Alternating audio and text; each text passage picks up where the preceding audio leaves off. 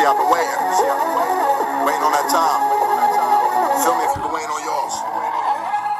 That moment, it's close. Welcome back to the Fighter's Block, everybody. The #1 sports and recreation comedy podcast in the DMV area. My name is Joe Gilpin, the host with the boast. I'm joined as always by my co-host, the king of Salvadoran strong style, Jesse Rivas. How you doing this weekend, Jesse? Doing fantastic. We are exhausted. We are tired. We've had computer issues. We've had neck problems. Oh, no homo. yeah. I mean, I wasn't trying to put that out there because I don't want my competitors to know about this. But yeah, I fucked up my neck so bad, and I still won 2 grappling tournaments because I am Kurt Angle reincarnated, even though he's not dead. And he is that damn good. It's true. It's true. Not the same person. One of those people murdered his entire family. My name is Joe Gilpin. How are you today? That was Triple H. Because I thought I am that was Chris Benoit. damn good. No, That was I'm the best damn technical wrestler in the Yes, world. Yeah, yes. which I also am. Also true. I did recently, right when I fucked up my neck, this Russian kid came to the gym to get special grappling help. He's trying to be an MMA fighter. He came literally from St. Petersburg to work with me. And the second he showed up, it was great, we're gonna get so much good work in. I can't turn my head literally at all. This is gonna be really exciting. yo, he came in there if he dies, he dies. He dies. No, yeah, he very much did. We are the premier podcast in the DMV area. Let's just say it. Let's be honest. Yeah. What other podcast is going to talk to you about if Usher actually fucked that big fat chick and gave her herpes? What other MMA podcast is talking about that? What other podcast is going to be honest? There's no if about it. He did it. Yes. He fucked that girl. He fucked that girl. You know, it's funny because when you go to women and they say that, they're like, there's no way. There's no way. But if you go to every dude, you're like, I've had some nights. That's actually not that bad. Listen. She's not going to be your, if it's, the third girl you fucked, you're probably going to, keep those standards really high. If it's your, 10,000th girl, some stuff happens. People fall in. You know what I mean? Think about all the chicks that Usher has banged since 1996. All of them. He's Yes. banged all of them. After a while, you get bored.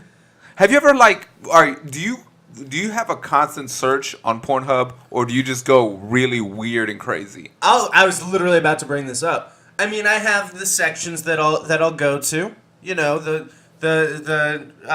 bigger-breasted brunette ladies. But sometimes you press that random button. Listen, man, we've all had nights where we've gotten into some weird rabbit holes where suddenly you're watching a video of 2 sailors stabbing a squid to death.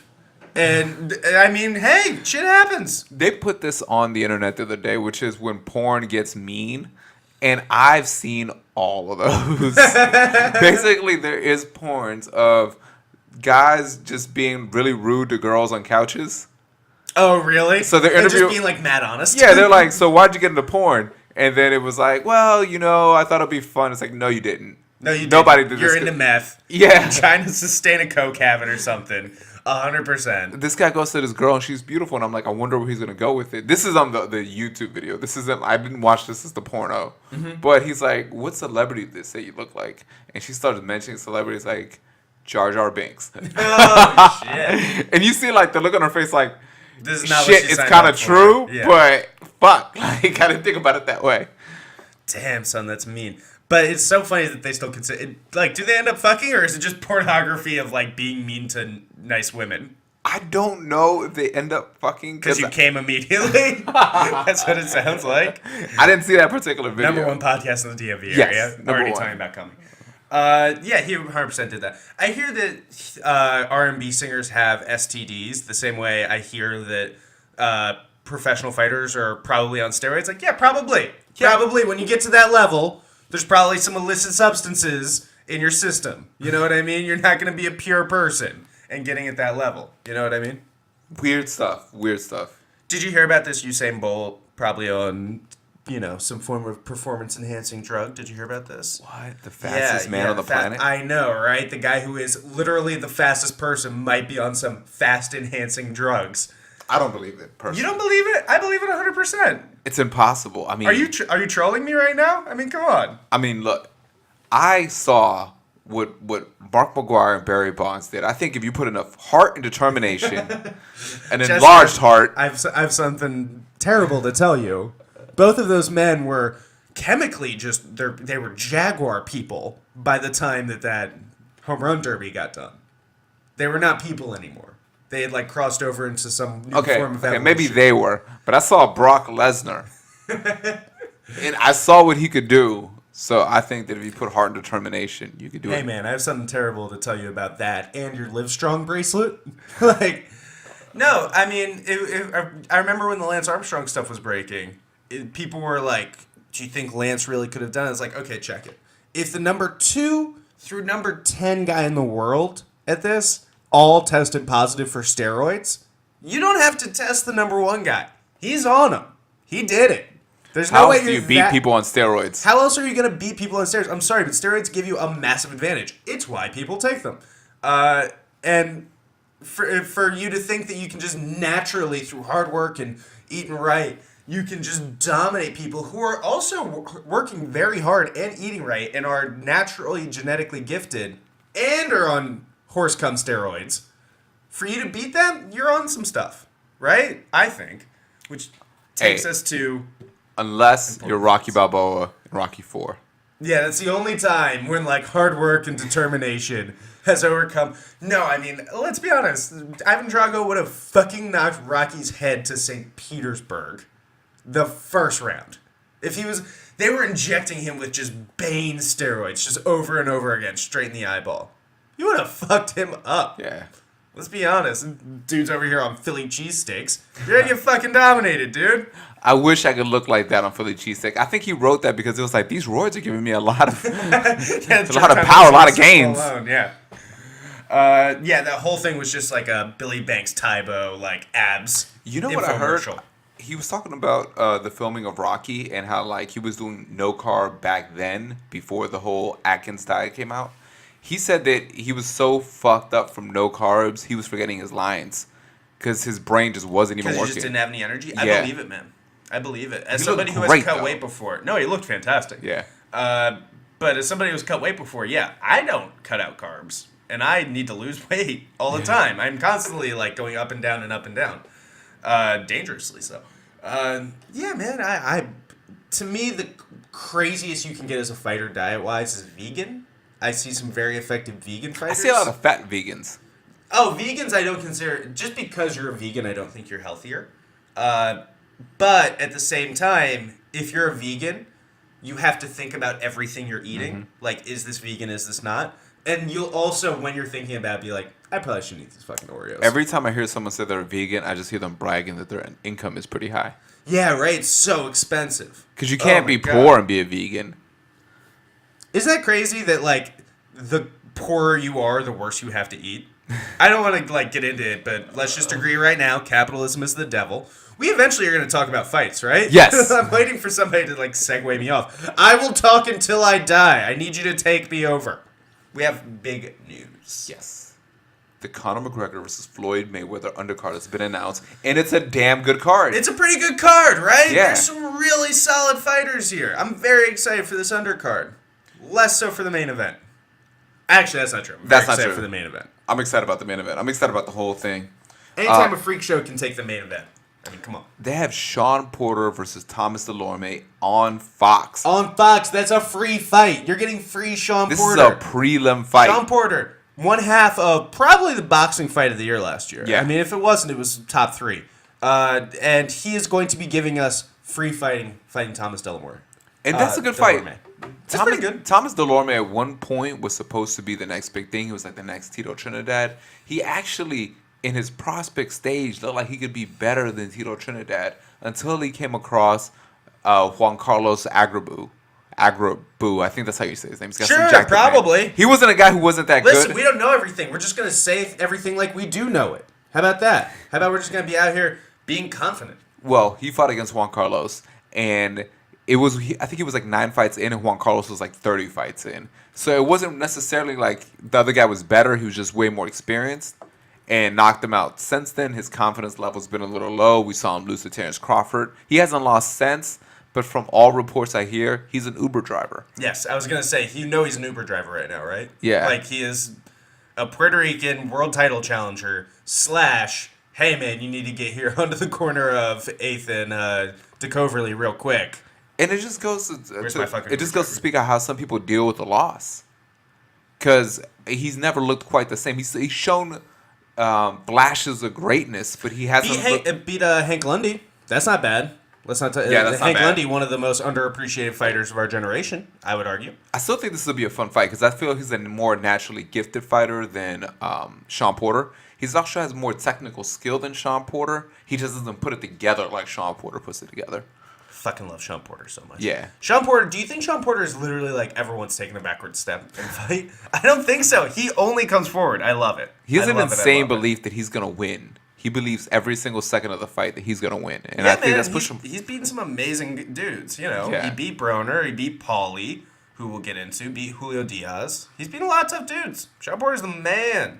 But he has fallen to that, like, premium A-class Kell Brooks. He lost that close fight, obviously, to Keith Thurman, where I think it was something crazy, like, every round of the fight was, like, within, like, 10 punches. Yes. Oh, my God. It was, every round was so razor close. Crazy. Great fight. We also have Badu Jack versus Nathan Cleverly. I think that's going to be a fantastic fight. That's a fantastic fight. Yeah. Super excited for Badu Jack. You know he's going to bring the big-bootied white women. Like he always does to every fight. Look in the crowd for a Badu Jack fight. This is a great fight. I think there's a great opportunity for both these guys to really turn some heads on a big card. Gervonta Davis is actually fighting a less bigger name than we thought. We said he had a big name. That dropped Salido. down to a medium name. Then he had a Roman Martinez. Medium name. Okay, Roman's out here. And now he's fighting somebody. Francisco Fonseca. You tell me. He is the number one boxer in Costa Rica, which up until last week I didn't know Costa Rica had boxers. Boxing, right? It doesn't like fit together. This dude should not be. It doesn't make sense. I mean, he's 19-0. He's beaten all the people that they put in front of him. Basically, he is ready for the world stage, but is he ready for Gervonta Davis? Is the question. Ooh, I don't think he is. Right? I think Gervonta Davis is on such a hot streak right now, and I think Gervonta is somebody that they're really going to try to push with this event. So I just feel like he's being set up to be on the wrong side of this highlight reel. That's the hope, at least, from the Mayweather camp, from the boxing heads who are helping to put together this event. I think they're looking at Gervonta Davis as a big money guy down the road. With good reason. He knocks people fucking unconscious. I think the one thing that's going to hurt him is the fact that he has a small frame. He's only 130, 135 pounder ever. He's not just short, but he has small bones. Like he's small bones, short arms. Yeah. He doesn't have good long reach that he can take up to a higher weight class. So it's going to be tough to move up. I mean, if he goes to 140, every 140 is bigger than him. Yeah. He will always be the smallest man in the ring. At 130, 135, like he can do all right. Like he's not going to get muscled around like that, especially with his power. But at 140, you can really start to see him get muscled around, which for his fighting style is death. If he's not the physical man in the ring for that bullying style he has, that bludgeoning style, it's not going to work. I don't think. Yeah. I think it's going to be real hard. I think that, given how good he is now, I think he has the potential to be able to take high skill and sacrifice some punch power at 140 and beat a lot of guys there, but it's going to be tough to get like the Terrence Crawfords. Yeah, exactly. Especially because Terrence Crawford is the best boxer in the world under 150 pounds. Yeah, the 1% of the 1%. Not as good as Terrence Crawford is a line we need to stop drawing in the sand, isn't it? Because we do that all the time. Like, but is he Terrence Crawford good? Terrence Crawford is barely Terrence Crawford good. Yeah. You know what I mean? Like, that is the premium adult. Now, do you think this good undercard is going to help anything with the ticket sales? I think it would have to, right? I mean, people want to come in and see all these amazing fights, right? The tickets, I mean, it's fucking Conor versus Floyd. It's owned the summer for fighting. I think they outpriced themselves. The prices are ridiculous. It's unbelievable. Only the nosebleed seats, I think, have sold out. You have to be Jay-Z to be there. Yeah. It's Jay-Z, it's a bunch of investment bankers, Chris Rock's dentist, and then, everything else is not sold yet. Right? Everybody is trying. Everybody wants to watch this fight, I feel like.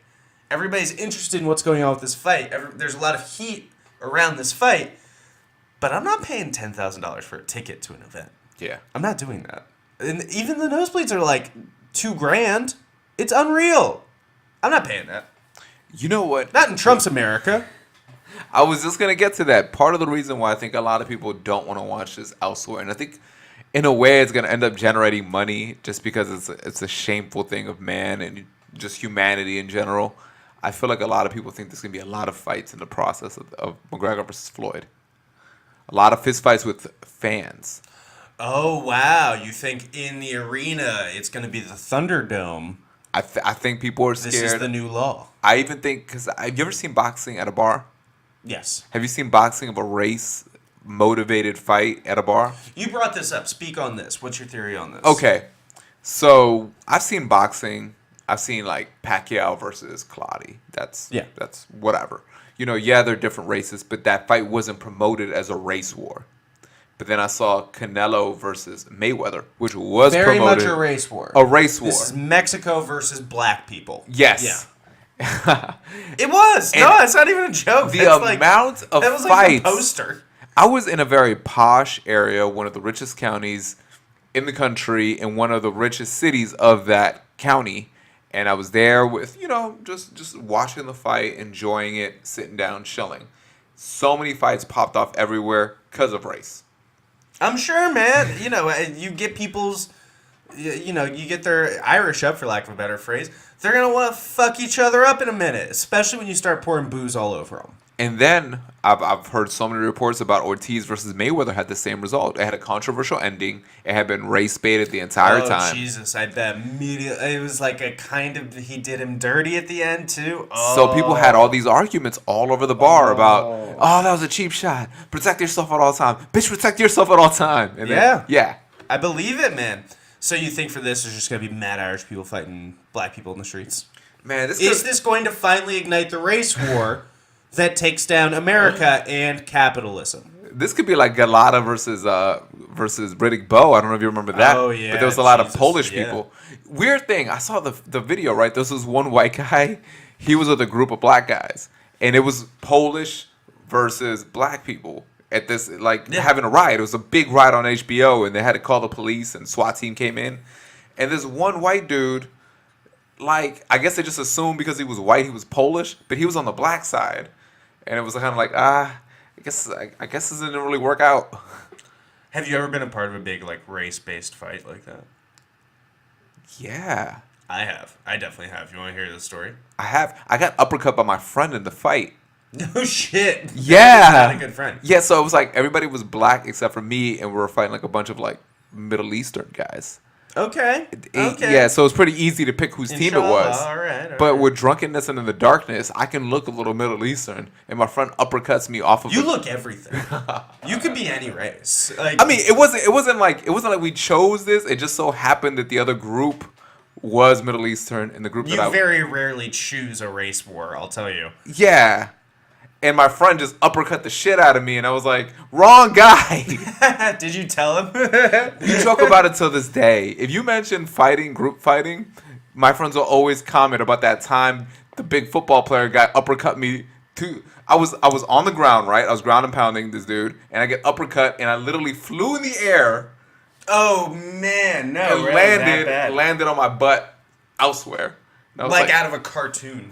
I just know that I was no longer on a person, and I was like, that was so easy to knock me to the moon. I was like, that's some Lois. I'm gonna cut you right to the moon. Right to the moon. People are so easily murderable. Yes. Every time I get in a fight, I'm always I always have to sit back and remark to myself wow, it's so easy to kill people. You know what I mean? It's so easy to just, accidentally go a little bit too far. Yeah. You know what I mean? You're not ever as protected as you want to be. Yes. Crazy. So, oh, yeah. I once got in a giant riot of college wrestlers versus black folks. They just, randomly showed up at this party we were at. It was a house party, right? And so we all knew each other because it was only us and, our, the girlfriends and, a couple of very select friends. Maybe 30 people in this house. Everybody knows everybody. Then suddenly, randomly, there's, literally, 12, 15 black dudes that nobody knows. And we're, looking around, do you know him? Do you know him? Do you know him? Hey, you guys got to leave. Turned into a giant brawl. Really? Yeah. And we had recruits in this weekend. Jesus Christ, I just forgot about that. Just remembered that. So one of the recruits in the fight gets, he's a 17-year-old high school kid, gets stoled square in the eye. Eyes huge and swollen and super fucked. We're meeting the coaches at 8 a.m. the next morning. Maybe even earlier. Wake him up, put some sunglasses on him, send him in. He had so much fun, he signed to his letter of intent the next morning, like the second he got in. That's hilarious. That kid ended up getting kicked out of school. As you can guess, he was not necessarily the best put together psychological example that you would want. Yeah. You know what's funny? It's like back then, like you might not have thought about it, but if you do it now, it would get really awkward. You'd be like, wait, is this isn't about race. We're just not liking each other now. So I'm going to make that really clear. That would be great if right before you're like, let's all agree. This isn't a race war. It's just a war. Then we happen to be different races. They're like, okay. That'd be great. Speaking of two people who don't like each other, who are from different places, Italy's own, Sicily's own, Paulie Malignaggi has a little bit of a beef with Irish A little Conor bit. McGregor. Jesus Christ. I really, it's to the point, I wonder if, like, are we going to do Conor versus Paulie at some point? Because they are selling it like this is a fight I coming would buy up. it. I would buy it 100%. To the point where I almost think, like, is that a more interesting fight than McGregor versus Mayweather? It's not just because Paulie doesn't have, like, the standing in boxing. He doesn't have the same mythical aura. But yeah, Paulie Malignaggi went out to train with Conor McGregor. We reported on it on this show. I thought it was to get positive press about McGregor leading into the fight. Somebody who has a ton of boxing respect, somebody who everybody is going to listen to. He's very media savvy. This is a good way for Conor to get some good heat heading into the fight. It has not turned out that way. I feel very comfortable in saying. A picture came out of them sparring of Paulie on the ground. Paulie, like, sitting on his butt. So it looked like he got dropped. And people started tweeting at him. And Paulie, like, immediately left the fight camp and started talking he went Sheether on it. Like, he has been dropping a mixtape about Conor McGregor. He actually got upset about the first picture that came out where Conor had his hands behind his back.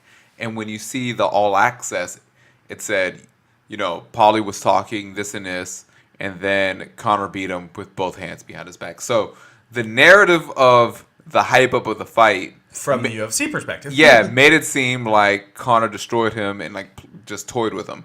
And they put a picture out. Apparently what actually happened was they were both doing it back and forth to each other. Like they were both taunting each other. But they just took the one picture of Conor doing it and posted that out and put that narrative. Which, if you're Paulie, I mean, not to diss Paulie, but like, yeah, man, we're selling a fight. We're not selling Paulie Malignaggi. We're selling Conor McGregor. So we're going to take the positive Conor McGregor shit and leave all the rest. Why would we do anything else? But see, the way I view it, that was kind of a little bit of a burning of a bridge because it was like, all right, you have this guy That's here. True. He's a name. And how often do you put that against any sparring partner? You keep sparring business in the sparring gym. You don't put it out there. And this is an important point because Paulie's basically come out and he's given like a round for round accounting. Well, he let that one go, actually. He didn't get mad until they did it again, and he had talked to Conor after that, and he said, no more pictures, man. You know, this and this. You know, it's just a matter of respect. I understand you're trying to promote the fight. But when they released the second one is when he lost his mind.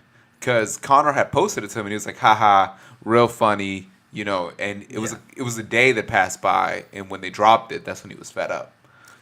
It's very understandable, and I'll be honest, when I first heard that Paulie was going off about this, I thought it was unprofessional from Paulie's point of view. The more I hear about it, the more I side with Paulie. Not to say I fully side with him. I still don't think you should come out and talk about your sparring when you get brought into a camp. He did mess up himself when he said Conor doesn't have oh my god power. He just has decent power for a boxer. That is true, which I don't even think is true. Conor has oh my god power. Well, he compared it to like Amir Imam and like some of like the other like boxers like that just strictly only do boxing. And he said that he has good power. He'll make you respect him, but he's not like, you know, he's not it's like. It's not going to be the same touch of death. Yeah. So it's not nothing that Floyd's never touched Yeah, before. exactly. And I think that was a mess up because you're just telling Floyd that he doesn't have oh my God power. True. You're like, yeah, you fought Cotto. It's not as bad as Cotto. Did Conor pay Paulie to come into camp? No. That was the ultimate original sin of Conor McGregor. He should have paid Paulie to come in because Paulie has no loyalty, no connection to Conor. He has no reason to fucks with him, and he has no reason to be on his side if he hasn't paid him. I mean, just naturally, there's no relationship there, and you're not going to force one by paying somebody. Do you remember when Ronda Rousey was getting ready for her last fight with Amanda Nunes? Yeah. And all of her sparring partners, like, to this day, they're not allowed to talk about how that sparring went. And that, for better or for worse, was smart by Ronda Rousey's camp. Because they knew that she was going to do hard sparring, and she was probably going to lose a lot of rounds. And she was not going to look like the undefeatable, unstoppable Ronda Rousey. She was going to look very beatable. So she, paid these people, and she brought them in and held them close to her inner circle. And also, isn't there something where, like, if you don't pay the person, they don't have to abide by the contract? Exactly. There's no contract. That's what I'm saying. You have nothing on them. He can go and say whatever he wants. So Paulie's been out here. Oh, he whimpers like a bitch from body shots. He gassed out. Dana White watched all of our sparring sessions, which is very that almost feels like cuckoldy, right? He's sitting there just jacking off. Yeah, it's like, Conor, it's get like him. somebody's husband watching Conor. you fuck their wife. It feels very odd. And yeah, there's a bunch of UFC dignitaries, every single one. And he called Conor McGregor one of the biggest dirtbags he's ever met. And the more I read about it, the more it just seems like Conor is trying to put himself in this ultimate predator alpha mindset. You know what I mean? Yeah. He's trying to put himself in this, I am the lion, I am here to chase you down, rip out your heart kind of mindset. Well, I mean, Conor said it. He said, I'm not here to box, to spar Paulie. I'm bringing him in to hurt him. Yeah. And I think he did. Yeah. If I'll be honest, I think Conor did better in these sparring sessions than Paulie thought he was going to. Well, Paulie, Reading between the lines. What I got out of it was Conor's good enough to fight world champion boxer. Yeah. Maybe not in shape world champion boxer, but he still beat an older, retired technical wizard in a sparring match. I agree. Do you think that this is possibly, conspiracy speaking, them setting up down the road Paulie versus Conor? I don't know, but I like it. I like it a lot, Yeah. right? I'm almost more interested by that fight than I am Conor Floyd. Floyd, I've actually heard from the gyms that he's not training as hard for this fight. He's been doing a lot of chilling, a lot of relaxing, a lot of just enjoying life. He's been still working out, don't get me wrong, but he hasn't been training like he's going to fight against the biggest names in boxing. It's hard work, no dedication. Yeah, man. I can imagine it would be hard to get up for this fight. I mean, this is not a fight that he's ever been hungry for. He's never given a shit about Conor McGregor. He's been very open about that. He doesn't really care about this fight. It's how he sold the fight. I don't care about this fight. I'm not really thinking about it. And I just think that to come out of retirement, to come off of the couch, and then have a fight that you're not hungry for, yeah, it's going to be hard for him to get up. And we're basically hoping that just his natural level is high enough that it's not going to be an issue come fight night. Yeah. We're expecting the Great White Hype ending. Have you seen that movie yet? I still haven't, no. The Damon Wayans movie? I still haven't seen it. Where there was an Irish kid who had beat him in the amateurs, and he had never fought before professional, and he fought the champ, and the champ came in with a big gut. Well, yeah, don't tell me what the fucking movie is off the bat. No, I haven't seen it. It's exactly what we're watching now. Unbelievable. What else do we have going on in the world of boxing, Jesse Ruse? The world of fighting. It's not We just have a lot of retirements. We have the retirement of 5. not just retirements, big retirements. You know what? Everybody's out here. So the first person that came out was Wladimir Klitschko. Came out of retirement, and someone did a great point. Well, he didn't come out. He came out of active fighting and into retirement. Yeah, he retired this past week, and somebody pointed this out that ESPN did a shit job of putting a photo up because the photo that they have of Wladimir Klitschko retiring is a picture of him getting punched in the face by Anthony Joshua. This guy's Thanks done. for the memories. Yeah. We enjoyed seeing you get punched in the face. I mean, those few times that it happened, to be honest. We did enjoy. Yeah, you have to go out of your way to find a photo of Wladimir Klitschko being punched in the face, by the way. Yeah, usually you can't get past his jab and he keeps you at a distance. I mean, what was your favorite Wladimir Klitschko fight? I mean, that Anthony Joshua one is fucking up there, right? Isn't it? Yeah. He went out on top. I love the way he went out. I think he went... We were saying last time, he's never going to hit this high again. He's never going to contend at the world level again. And he made the smart decision, as he is one to do. I mean, it's Wladimir Klitschko. He is Mr. Fight Smart. And he chose the exact right moment to step away. Yeah, I mean, we've seen him since 1996. He was in the same Olympics as Kurt Angle. Jesus Christ, isn't that crazy? So that's insane. So, I mean... favorite fight off the top of my head, you remember when he knocked out Ray Mercer? Do you remember that way back? Vaguely. Yeah, that was a pretty good fight. That was a better fight than people give it credit for. I liked when he fought against Sam Peters the first time. Oh, yeah, the knockout in Germany? Yeah. When he got knocked down 3 times and came back to outbox Sam Peters. Yeah, that was incredible. Everybody He stopped Sam Peters, didn't he? I think he stopped him in the... No, that was his brother. Or he might have stopped him in the rematch. I think he stopped him in the rematch. Yeah. Because one of them, he definitely knocked him out. You're right. Another person who announced a retirement was Marquez. Juan Manuel Marquez? Yes. Fucking out of here. He tried to come out. A lot of people thought he was already retired, but he tried to come out of retirement for the past 3 years. He kept going through fight camps, and each time during fight camp, his body would just... Something would malfunction. He would, get injured and have to cancel the upcoming fight. He was trying to fight Cotto, and it didn't happen. So he ended up retiring. He officially said, hey, this is it. I surrender. He's going out with a record of, I believe he's like 155 and 50 losses and 12 draws. He just came from that generation where it's just like he fought every weekend. Yeah. You know what I mean? I fucking love Juan Manuel Marquez. He's one of my favorite also-ran types. You know what Actually, it's not even fair to call him an also-ran. I feel like people think about his career less than it actually is. Yes. He had an unbelievable career. And he got ducked through his 20s. True. He might have lost some fights here and there to, Pacquiao and to Mayweather, but he was a fucking unreal talented fighter. Jeez, I remember when he beat the baby bull, Juan Diaz, and he was just because he was chasing Pacquiao, so he kept moving up in weight as Pacquiao was moving up in weight. Except he was beating the actual Ring Magazine when that meant something. The actual Ring Magazine champion in each weight class. Yeah, he was like the ring champ. He was the IBO, WBA. Like he had like all these belts, right? You put 3 letters together, he probably had the belt. But the Mayweather fight. But he still wasn't the guy. You know what I mean? Because there was still always Mayweather and Pacquiao, and he was still just always the third guy behind that. The Mayweather fight, I think, hurt him the most because he was dominated so easily. Yeah, that's true. He was just... That was really Mayweather being Mayweather at his best. Yeah. Neutralizing somebody completely. Beautifully. I think my favorite memory of his is knocking out Pacquiao. It's got to be Pacquiao. No, it's the Pacquiao knockout. I mean, that one punch changed boxing because it opened up the Mayweather versus Pacquiao fight.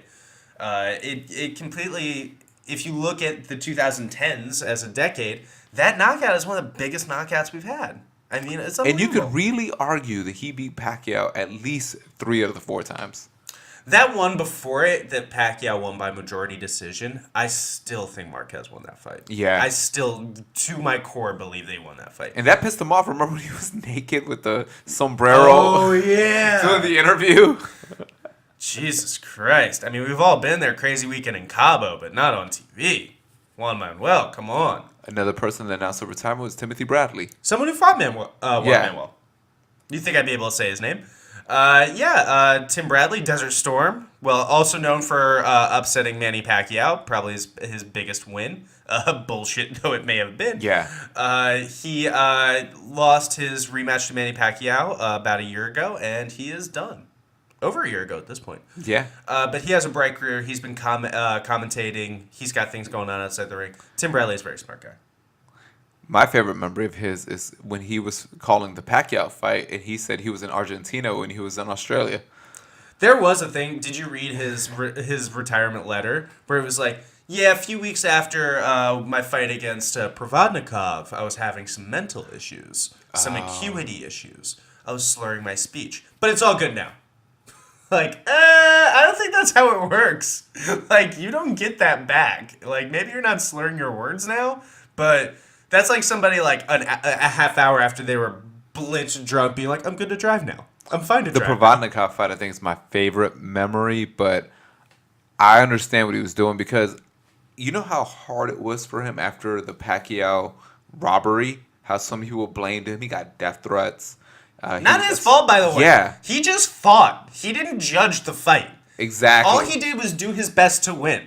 All he did was train like a motherfucker, get in the ring, go 12 hard rounds with Manny Pacquiao. He still won 5. He still won rounds. He is a fantastically talented boxer.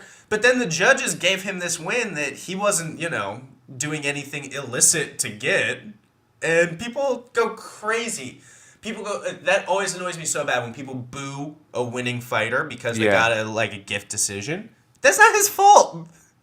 So the Provodnikov fight after that, I felt like was a suicide mission because he fought dumb to give that entertaining fight, but I think he did it because it was kind of like on some, I don't care if I get hit, I don't care the consequences. It was kind of like I'm gonna win anyway. Yeah, and apparently he doesn't remember anything after the first round. He was concussed. Damn, son. So he was just on instinct the entire fight. Well, it fucking showed. Yeah. If you go back and watch the fight, you'll be like, yeah, this is not a dude who's fighting smart.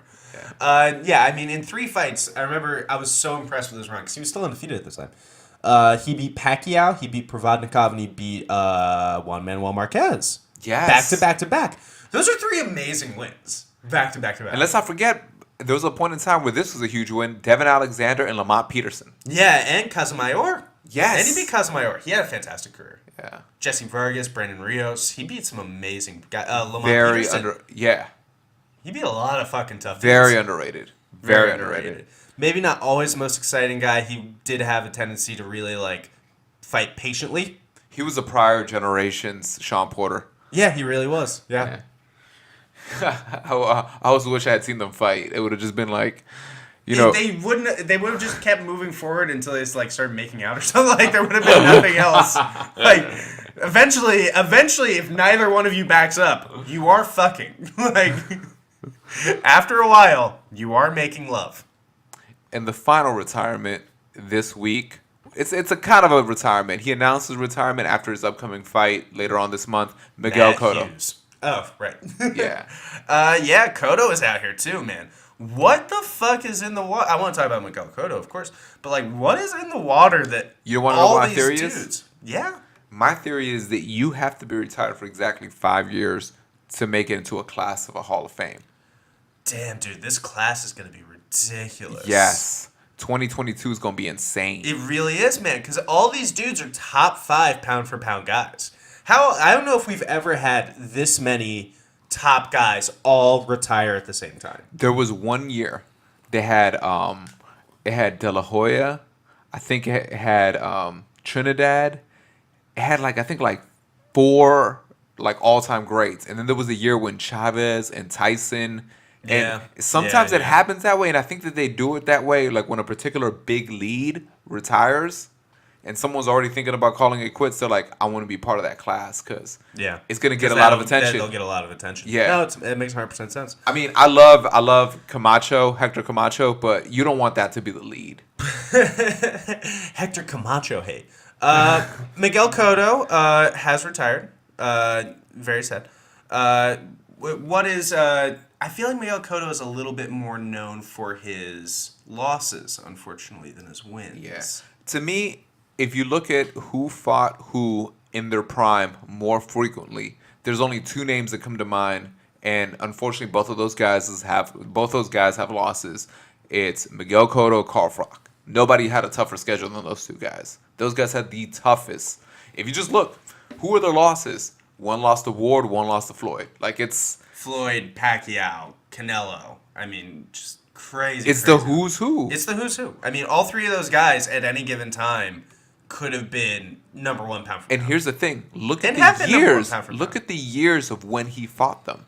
He fought Floyd at his absolute best. Yeah. He fought Pacquiao in 2008. Yeah. When he was knocking out everyone, he saw him destroy Ricky Hatton the way he destroyed Ricky Hatton, and he said, sign me up. And he still made it to the 12th round. Yes. With prime Pacquiao. Prime, knocking everybody out, singing beautiful pop songs, hating on gay dudes, Manny Pacquiao. Do you remember when nobody would fight against Antonio Margarito? And rightfully Oh, so. yeah, yeah, I mean- but we didn't know at the time that he was cheating. And Margarito with wrapped up gloves, which later was discovered in the video of Cotto versus Margarito 1. They put it on HBO and they showed that these were... Plaster of Paris. Yeah. But Sulfur and calcium. he went in there and he fought tooth and nail against Antonio Margarito in his prime. The Tijuana Tornado. Still, my favorite memory of his was against Ricardo Torres. It was a battle of two, like, who's going to be the next big star at 140 pounds. Yeah, And it was a while ago, damn. It was just constant knockouts. They just kept knocking each other. And at the very end of the day, the person who had the final knockout was Cotto. And he was the last man standing. And he ended up leading that weight class from that point on. Do you think we're going to get a Manny Pacquiao retirement? Because I feel like that's the one. No, that's he's fighting like, Jeff Horn next. They're working that out. Are they going to do they're another having Jeff Horn Horn fight? too. Okay. That would really make this class like probably the best of all time. And from what I'm being told, it might be on ABC. Oh, shit. Yeah. Damn, dude. So they may make a little bit of money out of this. I'm with it. Man, I have conspiracy theory written all over the Jeff Horn decision because I think there's There's just so much more money in that rematch. No. Manny Pacquiao is not going to be out here. Not Manny Pacquiao, but I thought he won that fight. I mean, it's close. It's but close. If you make it close enough and you rob Pacquiao, people want to see the rematch. I guess, but like to call it a conspiracy, I'm not down. What else do we have going on this week, Jesse? We had some fantastic fights this past We week. did have some pretty good fights. I was surprised by how much I enjoyed these fights. Yeah. Sergio Pettis, he was out here representing the Pettis name proudly, strongly. And like I've been representing the calling on Pettis this name. podcast over and over again, he's a future star and a future champion. I don't know if I'm willing to go that far, but he definitely looked very good in taking Damn it, you out say that throughout this entire run. Ever since you saw him lost to like Ross Benoit. Ryan Benoit. Ross Benoit is a comedian we know with a good podcast, Smiley Frown, that people can listen to. No, it was the loss to Alex Caceres, actually, that fucked me up. He was 21 at the time. You He didn't lost to Bruce Leroy. even count the people you've had sex with when you were that age. I still have a rule, and I think I made it up around that age. You're not a real man until you've done something sexually that you're not willing to brag about. Still don't got one of those. You still are. There's not one time where it's been like, I've done some crazy shit, and I'm still like, yeah, I did that. there's never been like one time you drunkenly fucked some girl who was on her period in some bushes outside a party. I mean, Or would you brag about that? A period's nothing but it's nothing but the end of a sentence. It's nothing but the end of a sentence, It ain't stopping nothing. Getting spicy out here. Sergio Pettis, he is. That's now why they made towels that weren't white. They were like, let's get some black and some red towels. Red would be perfect. That's the whole reason. That's that aisle in Target is specifically for that. They're like, you're only in Target to get towels. Girl, for one. treat yourself. Yeah. So Sergio Pettis picked up a 5-round decision victory over Brandon Moreno. Pretty exciting fight, I thought. You know, these are two flyweights that moved around a lot. Moreno was never able to really... He looked great in the first round, but after that, it was over. Yeah, I feel like he ended up having just a lot of problems with the distance over time. Especially that jab, it was tough for him to get through all night. And Sergio Pettis, made his money. He made great adjustments. He made a lot of good adjustments, which is not something that his older brother's been able to do effectively. I mean, when was the last time you saw Sergio Pettis make adjustments? Not really, right? Either he kind of dominates the guy or he doesn't. Sergio was able to do that. And so, good on him. Anthony Pettis. What did I say? Sergio. Whatever. Yeah, you called them both Sergio Pettis. Whatever. All these Yo, you know what I thought was hilarious was the post-fight interview where the Mexicans were upset that Brandon Moreno lost. And he said in the post-fight interview, he's like, man, I'm really honored to be here. My mom's Mexican. And, this and this. Some of my best friends are... And, he gave like the speech about how honored and how much it was for him to get in touch with this culture. So then they had the Spanish translating guy to tell the audience what he said. And then he said, thank you for coming out. Have a good night. And I was like, he didn't say that. You completely didn't tell them he was Mexican. He says that all you guys are just wall-jumping bean fuckers. Everybody have a nice night tonight. He skipped the entire part about like how important it was for him to go out there and get in contact, to kind of like be with his heritage. Yeah. And they're like, he's half, he doesn't count. When was the last time we saw... I gave 2 10-8 rounds in this fight. One to each fighter. I thought the first round was 10-8 Moreno, and I think it was the third round. Might have been the second round. pretty sure it's the third. I gave the third 10-8 to Pettis. I said there was just wild swings in momentum throughout this fight. I loved it. Yeah. This is one of the better fights we've had this year, I think. Yeah. Really, really good 5-round fight. The co-main event, or where do you see Sergio Pettis? Is Sergio Pettis going to get a title shot for I this? think it's that one more fight. One more fight? Yeah. Even he thought that one more fight was... He's going to fight like a Wilson Hayes type, a Formiga type, somebody in that area. I'm with it. Moreno, definitely not done in this division. He has a lot of fights left. I think Pettis is going to get the title once DJ moves up, because DJ's moving up anyway. So I think he's going to get like a number one like contendership, That kind of turns vacant title. into that turns into a title fight. Mm-hmm. I'm with it. Alex Grasso and Randa Marcos fought the co-main event. Did you see this fight? I did not. It was a very tight split decision. A lot of people are not happy about it. Randa Marcos, underratedly hot, thinks that she won the fight and she's going to like appeal it. Don't do that. If you lost a decision, there's no reason to appeal it. They're never going to do anything about it. Yeah. Are they ever? Can you imagine a commission coming forward and being like, yeah, we're going to overturn this decision because we think it should have gone the other way? Never in a million years. Never in a million. Fighting would collapse because everybody would do that. Yeah. Everybody would try to get their decision fights overturned. Even if you got dominated. Fuck it, I'll try it. Maybe they see it the wrong way. Maybe I get slipped through the cracks. Yeah, that would destroy everything. It would be terrible. I mean, I feel like a lot of fights should be overturned, but in that case, it's like it'll set like a bad kind of trend. Did you see this kid, Nico Price? Have you been following this kid, Nico No. Price? He's a really solid prospect. He's 25-ish, fighting out of Florida. 3-0 in the UFC, all stoppages.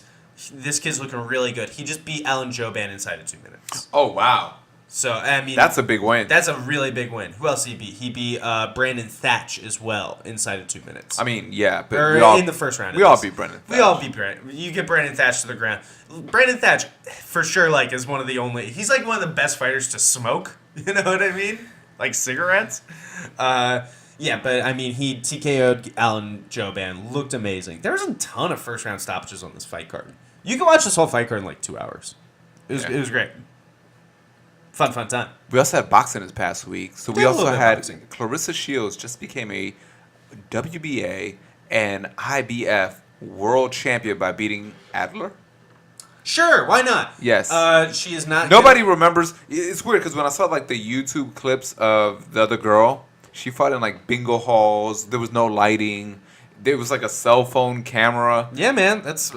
So I don't know how credible she was in terms of a champion. She might. I don't want to say she was a paper champion, but it seemed kind of like She that. definitely was not on Clarissa's level. Yeah. This was a coronation, not a competition. And it was a coronation because she only had one of the belts. She had the WBA. The IBF, they said, hey, no one has it.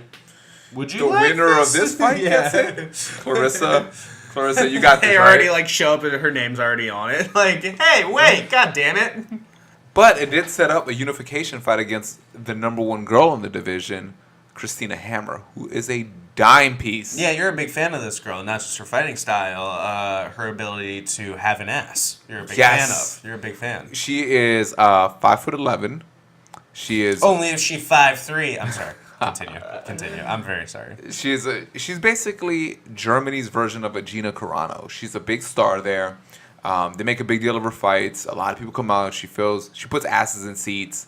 She's on like the major news channels. Women's boxing is a lot bigger in Germany. Yeah. To the point where it's kind of like maybe Clarissa should fight a lot in Germany. Well, the fight that they're gonna have will be in Germany, so that Makes sense. there's not enough money in America. Here's what kind of made me kind of question the other girl's stature in boxing. She was German. Really? Yeah. Wait, and why does that make you question? Because you got two German champions. One of them fights in big arenas and is on their ESPN. So this is like the German training bra. Like, Yeah. let's start her out. And the other get used to girl- punching German people in the face. Fights in places where like Charles Martin used to fight. You know what I'm Is saying? that always our go-to? Is like, when in doubt, shit on Charles Martin a little bit. Cause it's like, all right, we know Deontay Wilder and we know Charles Martin. They both happen to be the heavyweight champion of the world at the same time. If you were looking from the outside in and you were looking at America to say, We need an American champion for him to fight. Yeah. For our German dude to fight. how does Charles Martin and Wilder compare in like the entertainment stature. the stature in America. How do they view these two champions? And one signs autographs outside of his car, Yeah. outside of a very nice bingo hall, and the other one is mentioned on ESPN. Yeah, and one's fighting on Fox. And one is without people in boxing realizing one of the biggest stars in boxing. Do you remember when I asked my brother? Like, Yeah. You know, my brother is a giant sports head. I was like, name all of the boxers you can think of. He was able to name Floyd Mayweather, Manny Pacquiao, Canelo, Triple G, and Deontay Wilder. Well, that's how this was. And two of those dudes are basically retired. I don't live in Germany, so from the outside in, it looked like it was that kind of comparison when I saw these two champions. Probably It's like one is on like Fox and the other one is got two people there and both of them know her personally. So we finally have a big fight for Clarissa Shields. Do you Yeah. think anybody around here in America is going to give a shit? I don't think so. No, right? I don't There's think definitely so. no way. No. Because it is tough. It's unfortunately tough that it's tough to keep that Olympic momentum going.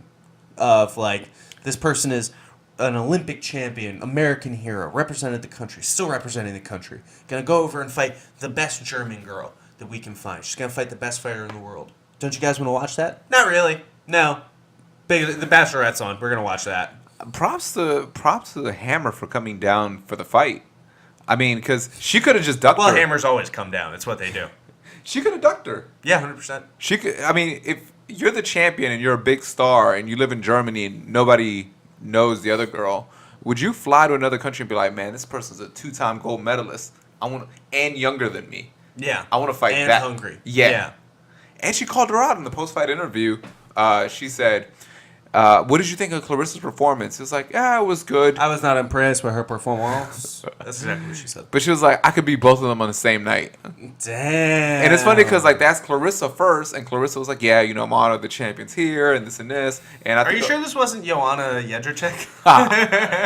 And she was like, I could beat both the girls on the same night. Yo, what a giant swinging clit this girl has. I love it. That is So, badass. Yeah. I like my opponent. I respect my opponent, but I do intend to make orphans of her children. We also had Lomachenko, the Matrix, the high tech, the Ukrainian monster. You know what? All props to Klitschko. Single-handedly getting back Ukraine for the people. Single-handedly. All props to Klitschko, phenomenal Ukrainian fighter. But nobody reps Ukraine harder than Fuck Lomachenko. Yellow and blue, motherfucker. Gold and blue. Yeah. Living the dream. Because he makes a point that people see the flag, know everything that's going on. He really Yeah. He lives it. Do you remember the Patriot from WWE? Yeah. Better. Yeah. He's like Bret Hart. You know how Bret Hart in Canada is synonymous in your mind? Oh, yeah. Yeah. Lomachenko in Ukraine is synonymous. There's no mistake. That is all Ukrainians to me are this dude. Which works because all the Ukrainians I know are fighters. It kind of makes sense. And he fought against Mariaga, who's a very tough fighter, hard puncher, rugged guy, but Not on that level. Just not on that level. and you got to give Lomachenko props there. I don't know if you saw after one of the knockdowns, he starts going in the corner and he's like, "Man, we're boring the fans, man. Come on, attack me. I'll give you some free shots." Yeah, not gonna happen anyway. I mean, he's just on a different matrix code than what Mariaga is able to give you. It just doesn't work. Yeah, he looked phenomenal. I look forward to his next move. He had a conversation with Mikey Garcia afterwards. They showed it on YouTube. They were shaking hands, kissing babies, trying to get everything to work out. But he also made a commitment to Rigondeaux. So Rigondeaux getting spicy on Twitter. Did he? Rigondeaux, yeah, he was saying I'll fight any weight class. I'll fight 130. I think I'm able to dominate him. Yeah, he was Being very open about the Lomachenko fight. Because he could see it slipping away because Mikey Garcia is being very aggressive about trying to get that fight next. Mikey Garcia, who's a little bit more classically sellable. you know, as an opponent, rather than Rigondeaux, who doesn't have a big name, doesn't have a lot of fights, doesn't have a big fighting Fan base that is immediately going to come along like you would with a Mikey Garcia. And Mikey Garcia coming off the Broner victory. Yeah, big victory over Adrian Broner in the Barclays Center. And he's independent. Yeah. So he's he's not not- going to be bullshit. He's not signed to HBO and he's not signed to Showtime or ESPN. He has no contract. He's his own promoter. So he has no kind of political ties like everybody else. He doesn't have the baggage. So he's a free man to go wherever he wants. Which is awesome. Fantastic. I wish everybody was so lucky. Yeah. Isn't that the fucking worst when it's like, oh my god, well, this is the fight they need to make. Oh, one's HBO, one's Showtime. Yeah. Always the worst. But Always see, the worst. The thing is, you got the guaranteed money, and the theory is that you could focus on fighting only, and you don't have to worry about all this other BS. That's the theory, but I mean, is that what happens? Do you think that's what happens? Do you think it's a positive thing to have fighters under these restrictive deals? No, I think don't it's a completely negative thing. Yeah. I think it's a completely negative thing. What else do you want to talk about? We also had a phenomenal undercard fight. Not really the fight as much as the story. Raymond Beltran. Oh my god! And maybe we can end on this. Jesus Christ! This is a movie. We're writing this. Yes. I'm not kidding. I'm not kidding in any way. We're gonna write this movie. This is incredible. So the fact this wasn't the biggest story in the world blows my mind. So Raymond Beltran is actually fighting for his green card. He's fighting for his life, essentially, to be in America and to like do what he wants and make money. And the only way he can stay in this country is if he continues winning until he reaches the stature of an extraordinary athlete. There's special visas, there's special green cards that are given to people who excel in either entertainment, sports, or education. Yeah. And he happens to qualify for this. He has a wife. He has 3 kids, which they will take away from him. Well, they will take him away from them. Yeah. And deport him. Yeah. So each one of these Yeah, fights. people are always like, "Oh my God, anchor babies." That doesn't really happen. You can still like have a child as an American citizen, and your ass gets sent away. Yes. That happens all the time. Don't think that doesn't happen. All the fucking. And now it kind of makes sense because if you notice that, like we've covered on the show a couple of prospects that were supposed to make a name out of Raymond Beltran and got knocked the fuck out recently. Yep. And I can now understand why he's fighting so hard. Tell me this doesn't mess with his opponent's head. When he was in the ring, he brought his family, he brought his kids, he brought his wife, and they were all staring at the opponent right before the fight. And the opponent just couldn't even look because it was like, damn, if I knock him out. Please don't hurt our father. But at the end of the day, you're trying to get a world title yourself. But, at the end of the day. Yeah, there's a world title and then there's fighting for your life. Because he's got to walk in there feeling like he's fighting for his life. And he picked up a very tight decision win this weekend. Vasquez looked good. Vasquez looked really good. It was a very tight decision I think Vasquez is in the wrong weight class. Speak on that. What do you mean? Do you think he should drop? I think he should drop. He has a lot of skill. He has a lot of talent. He has no power in this weight class. He has no height in his weight class. And he looked like he had a couple of pounds he could lose. He didn't look at the level of fitness. There was some softness. And he was team thick body. But I think he's a really skilled fighter. He did really well. I thought, his biggest problem, obviously, is he's Brian with a Y. He spells his name wrong. Yeah. And your pussy levels are too high. It's like it's a performance-enhancing drug, but it's a performance de-enhancing drug. It's a performance-restricting drug to have your name be Brian with a Y. I'm sorry, you just can't be a good fighter. Prove me wrong. Can you prove me wrong? Is there a good fighter with a Y in his name? A Brian with a good Y in his name? There's not. No, I'm fucking with you. So yeah, he is on a 5-fight win streak. Ray Beltran. He's been knocking people out. This was his first decision win. He beat Jonathan Micello. He beat Mason Menard. He's beat some very tough dudes. This is what fighting is on a spiritual level. I need this for my lifestyle. Correct me if I'm wrong, but he went the distance with a prime Terrence Crawford. Yes, unanimous decision loss to Terrence Crawford. Not that long ago, within the last 2 years. Yeah. He's taking his fists and putting it all on the line to provide for his family. And a lot of those losses that he had were robberies. I remember please. Yeah, the fight against Ricky Burns. Pretty Ricky Burns. I was literally just about to say.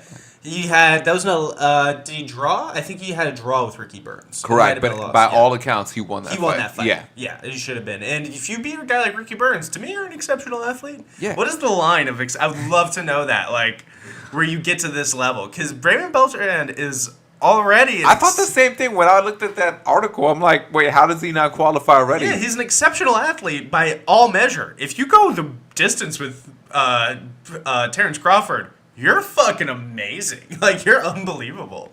There's no boxing heads on that commission who are deciding, of course Raymond Beltran's amazing. Well, but you also got to remember, we're boxing fans, so we know who Terrence Crawford is. Yeah, that's what I'm saying. There's no boxing like big fans on there. But no, a lot of boxing fans don't even turn out to see Terrence Crawford. Low pay-per-view buys. The kid that Beltran recently knocked out, the Peruvian kid, before this fight. Marcelo? Yeah, he drew almost as many people as Terrence Crawford for that event. Isn't that the saddest thing you've literally ever heard in your life? Isn't that like, boxing fans, we got to do better. We got to do better than that. I didn't even know there was Peruvians in New York. I thought that was mostly like Puerto Ricans, Dominicans, Cubans. But he drew more Peruvians of the few Peruvians in New York. I don't know if there's few.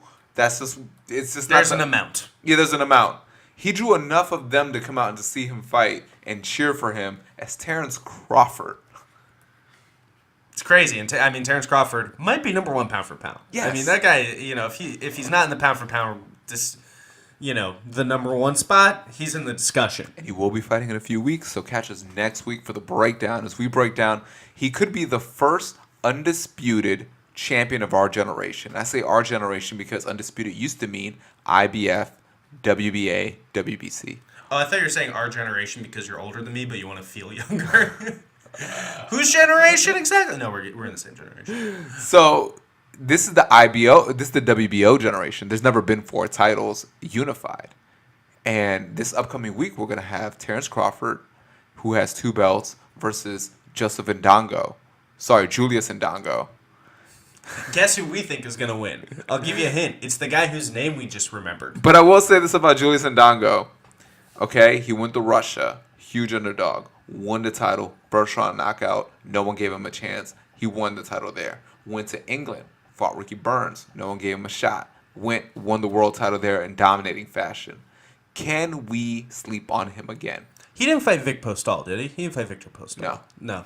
I mean, this is a world championship, very tough fight. He goes to your country as a huge underdog and takes your belt. That's what he does. He's just been doing nothing but being Rocky. You know what I mean? He's just been Rockying all over the place. This is a very tough guy. He has every reason to be in this fight. He has every reason to think he's going to win this fight. He's the number 2 fighter in the world, undefeated. Having said that, this is Terrence Crawford. And there's a reason that I'm slobbering all over his knob every time we talk about it. The things that he's able to do in that ring, the way he's able to fight. He's going to be the smaller man for the first time. For the first time, but I mean, I don't think it's going to matter. When you're that skilled, when you're that good, to me, he's on that level of I'm picking him until he loses. He's on that Lomachenko level of on the Anthony Joshua level. But how much would you lose your mind if Julius Indongo were to pull an upset knockout again? I would turn into full on.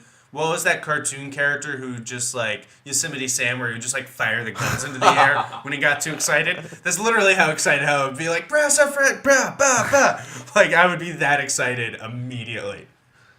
This is going to be a fantastic fight. We're going to break it down in more detail next week. Put yourself over, Jesse Rivas. That's what I want to hear right now. Put yourself over. Let the people know how to get a hold of you. Follow me on social media, Instagram, not on YouTube yet. Damn, I didn't get YouTube. No, but you can check out the show on YouTube. Yes, you can. The Fighters Block on YouTube now. Check us out. That is very important. Very important. Definitely. So follow me on Facebook. At J Rivas Comedy. I'm a little bit sleepy. It's 6 o'clock in the morning right now. We've been up all night doing this podcast for you, the public. We love you. We're making it happen. Also, Jesse there Rivas on wasn't as Facebook. much happening in fighting this week, so we were waiting for the last possible moment to see if something was going to happen. You can follow me, Joseph M. Gilpin, on Instagram. Many people have been following me there.